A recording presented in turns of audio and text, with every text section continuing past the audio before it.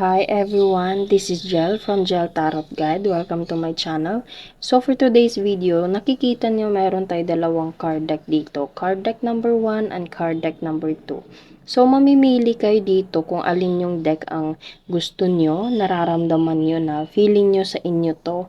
And alamin natin kung sino yung twin flame nyo, sino yung mga tinadhana sa'yo. Pwedeng ito ay taong makikilala mo pa lang or pwedeng itong taong to is meron kayong experience from your past. Okay? So, take nyo lang po kung saan mag-resonate and this is a general reading. So, kung kanino man to mag-resonate, take nyo lang and wala po tayong specific signs. Lahat, earth sign, water sign, fire sign, and water sign ay welcome sa ating channel. Okay? So, I'll give you 5 seconds for you to choose kung alin dito, si card deck number 1 ba or card deck number 2. Okay, so,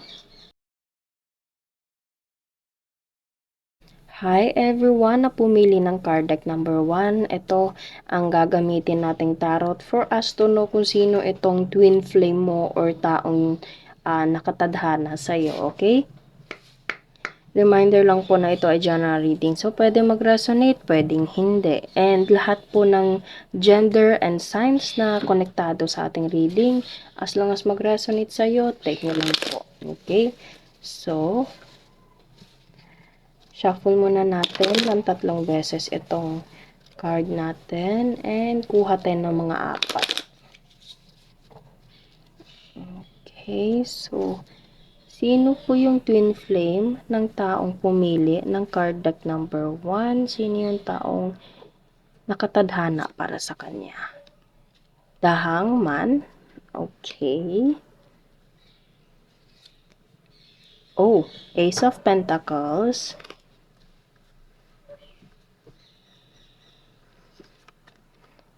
Strength. And isa pa po. The Temperance. Oh, wow.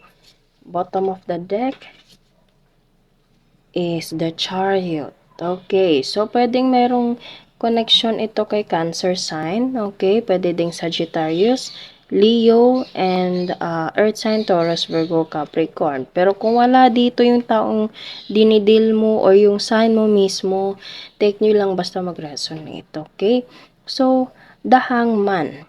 Pwedeng ikaw or pwedeng itong taong to is nakatali. Okay? So, pwedeng itong taong to is hindi pa divorce. Pwedeng ito ay separated siya, pwede. Okay? Or pwedeng ikaw na parang kasal ka pero hindi ka pa nakapag-process ng annulment, okay? Or legal separation. Basta there is someone na nakatali. Okay? So, it's either separated pero hindi totally na divorce, okay? Pero itong taong to is mayaman. Itong taong to is wealthy or pwedeng itong taong to is galing sa mayaman na pamilya. Okay? Maganda ang buhay ng taong to. Pero as I said kanina, nakatali siya. Pero sa nararamdaman ko, ongoing na yung process nito, especially sa legal. Pwedeng itong taong to is nagpa-process na ng divorce or something na legal separation. Okay? And pwedeng ito ay connection sa pera na matatanggap or ibibigay. Or itong taong to mismo is mayaman. And ito yung gagamitin niya para makawala sa taling to. And the strength, you have to control your emotion. Okay? Kailangan mo munang kontrolin yung emotion mo. Ninyong dalawa. Okay? Kasi meron pang parang balakid sa inyong dalawa. Pero itong taong to is sobra kang mahal. Okay? Andun yung patience, andun yung kumbaga parang paghihintay niya sa'yo or ikaw yung naghihintay sa kanya. Andun yung sobra-sobrang pagmamahal nyo. Kasi nakikita nyo mayroon tayong angel dito and pareho sila. Sobrang ganda. Ito siya mismo. Okay? Your angel, your guardian angel or the universe mismo na nagsasabi na kontrolin nyo muna yung emotion nyo. Okay, wag muna, relax lang. Okay, kung sino man tong mayaman na taong to na nakatali or ikaw mismo, you have to control your emotion first. Even though yung pagmamahal nyo sa isa't isa is nag-uumapaw. Okay, mahal na mahal nyo yung isa't isa or itong taong to is mamahalin ka ng sobra. Okay? Itong taong to is hindi magdadalawang isip na ibigay niya yung mga nasa kanya. Kasi nakikita niyo yung cup na nandito is binibigay or nililipat niya sa ibang cup na nandito. Okay? So, yung pagmamahal, yung mga bagay na mayroon siya, itong perang to, is hindi siya magdadalawang isip na ibigay sa iyo. Okay? So sobrang ganda ng intention ng taong to, pero as of now medyo nakatali siya. So there's a hindrance, medyo balakid sa inyong relasyon or sa magiging relasyon yung dalawa, pero hindi yun magiging problema kasi meron ito mismo, itong perang to. And there is someone, pwedeng siya, pwedeng ikaw ang magta-travel. So, etong taong to is magta-travel towards you. Pwede meron kayong distansya.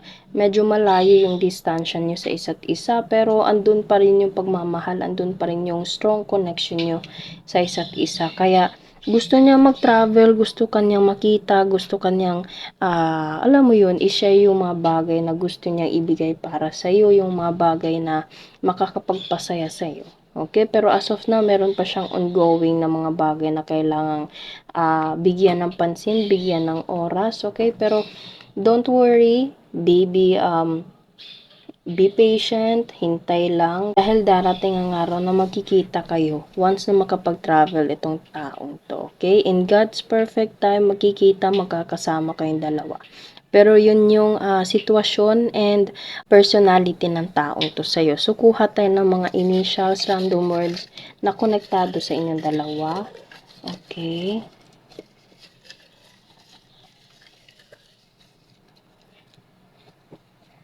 Meron tayo ditong letter. Okay, so pwedeng nagbibigay ito ng letter sa'yo or ikaw. Letter Y, O, masipag, bahay, okay, there's a bahay. Pwedeng itong taong to is may dimple and province, okay? So, bahay, letter, province, masipag, may dimple, Y, and letter O. Okay, so yun lang po sa mga taong pumili ng card deck number 1. Naway nagustuhan niyo po ang ating reading.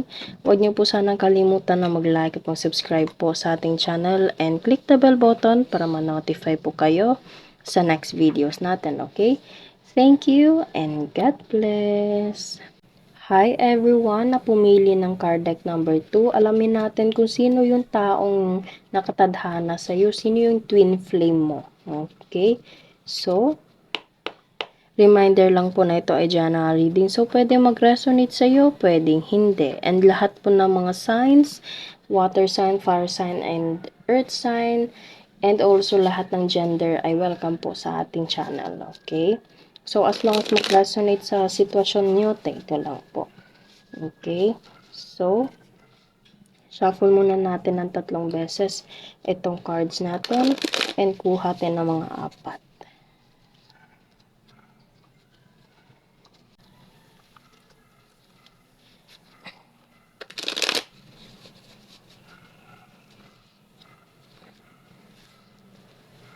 Sino po ang nakatadhana sa taong pumili ng card deck number 2?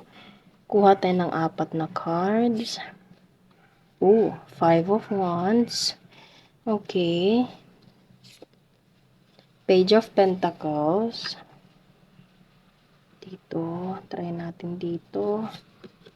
The Sun and The Hangman. Okay, so lumabas to sa group number 1. Pero basahin natin. Bottom of the deck is 10 of Pentacles. Okay, so pwedeng you're dealing with someone na medyo bata, pwedeng you're dealing with someone na meron kayong connection, especially sa family, okay?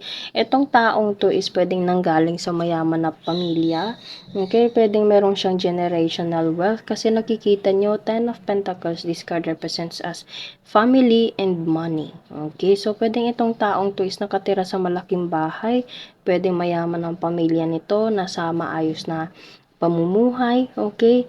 Pero dito tayo magsisimula. 5 of Wands. Medyo alanganin sa pamilya. Okay? Kasi Five of Wands, nakikita nyo, kanya-kanya silang palo, kanya-kanya silang depensa. So, medyo magkakaproblema, especially sa money, okay, bigla ko na and sa family, okay? Pero don't worry, kasi ipagtatanggol ka ng taong to, ipagtatanggol ka niya sa lahat ng mga taong nagsasabi ng hindi maganda laban sa'yo, kahit pamilya naman to or hindi, or ibang tao, paglalaban ka nito, okay? Itong taong to is medyo bata, pwedeng mas bata to sa'yo or ikaw yung mas bata, okay? And ibibigay niya yung mga bagay, especially pera, sa'yo. Kasi nakikita niyo, merong bata dito, merong younger energy na tumatanggap ng pera. So, it depends kung sino yung tatanggap ng pera, pero itong taong to is nanggaling sa mayaman na pamilya. Okay? And paglalaban ka ng taong to, and this person really wanted to make you feel happy. Okay? Puprotektahan ka niya, gaya na pagprotekta ng baby na nandito. Okay? So, sobra siyang caring sa'yo, sobra siyang protective.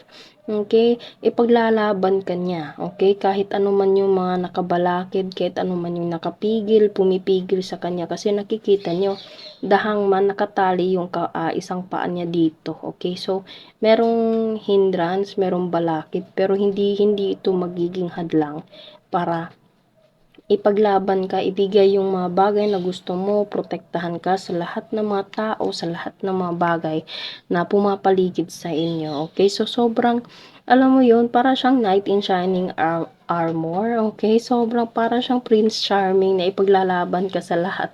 Okay? So, kahit babae, lalaki, LGBT, take nyo lang kung sino yung mag-resonate. Okay? So, maganda ang personality ng taong to. Mahal ka niya, protektahan ka niya, and ibibigay, i-spoil ka niya, okay? Andun yung spoil na kung ano yung gusto mo ibibigay ko, lahat ng mga umaaway sa'yo, protektahan kita, yung mga ganon, okay? So, sobrang ganda. Ang taong to, kahit nanggaling siya sa maayos na pamilya, andun yung pagmamahal niya sa'yo. Kahit merong mambalakid sa paligid, hindi yung magiging hadlang para mahalin ka niya, okay? So, kuha tayo ng mga initials, random words na konektado sa inyong dalawa. Okay? So, may mga taong hindi sang-ayon pero wala siyang pakialam dito. Ibibigay niya kung ano man yung mga gusto mo. Okay, gaya ng bata na nandito, gaya ng baby na nandito. Okay, so, sobrang ganda, napakaswerte mo sa taong to. Okay, so, meron tayo ditong letter K, letter O, and then meron tayo ditong dark hair, dagat. So, pwedeng dadaan sa dagat. Kakilala. Yes, pwedeng kakilala nyo. Connection. Pwedeng family connection. Madaldal, mapagbigay. Short hair. And trabaho. Okay, so mapagbigay, dark hair, dagat, trabaho. Kakilala, pwede magkakilala kayo sa trabaho, pwedeng dadaan sa dagat, pwede ding through kakilala nyo, connection. Itong taong to is madaldal, short hair, mapagbigay, dark hair, and letter K and O yung initials. Okay? So, yun lang ang ating reading for card deck number 2. Naway nagustuhan nyo po. Huwag niyo po sanang kalimutan na mag-like at mag-subscribe po sa ating channel and click the bell button para ma-notify po kayo sa next videos natin, okay? Thank you and God bless!